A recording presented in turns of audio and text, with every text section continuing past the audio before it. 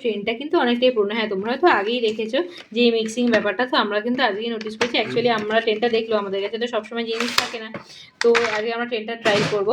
তো এবার ব্যাপারটা হচ্ছে যে আগে একটা পেজ নিয়ে নেবো, 1 মিনিট। সো একটা আগে পেজ নিয়ে নেবো, আমি পেজের বান্ডিল আছে আমার কাছে যেখান থেকে, তো আমি একটা পেজ নিয়ে নিয়েছি। এবার এই পেজ নেবো না, ডবল পেজ নেবো যাতে সুবিধা হয়, কারণ আমি দুটো মানে দুবার ট্রাই করবো।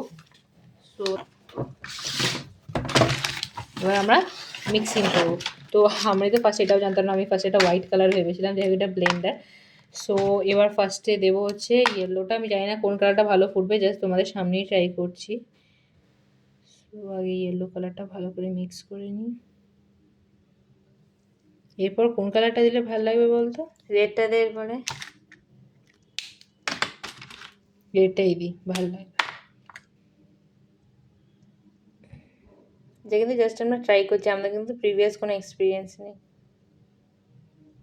তোমরা যদি কোনো কালার কম্বিনেশন আমাদের ট্রাই করতে বলো, অবশ্যই আমরা কিন্তু করবো। এরপর পার্পেলটাতে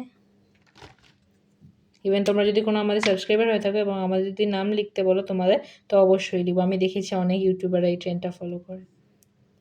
তো দেখো এবার ট্রাই করে দেখা যায়, আমার মনে সেটা অত ভালো নাও আসতে পারে, বুঝলি, কারণ দুটো ডার্ক কালার ইউজ করেছি। তো চলো ফার্স্টে আমরা আগে ওয়েভস এঁকে দেখি। ওয়াও, লাস্ট পার্টটা ভালো আসছে, বাট স্টিল আর একটু ভালো হওয়া হয়তো উচিত ছিল। এবার দেখা যাক কখন কালারটা ফুরো, এখন কিন্তু পড়ছে কালারটা। সো ব্লেন্ডারটা কি নষ্ট হয়ে যাবে আর কালার ফুরবে না? না, ফুরিয়ে গেছে। গাইজ তোমাদের কেমন লাগছে অবশ্যই জানিও। নেক্সট পার্টে আমি সাবস্ক্রাইব লিখবো আরেকটা বিভিন্ন কালার দিয়ে।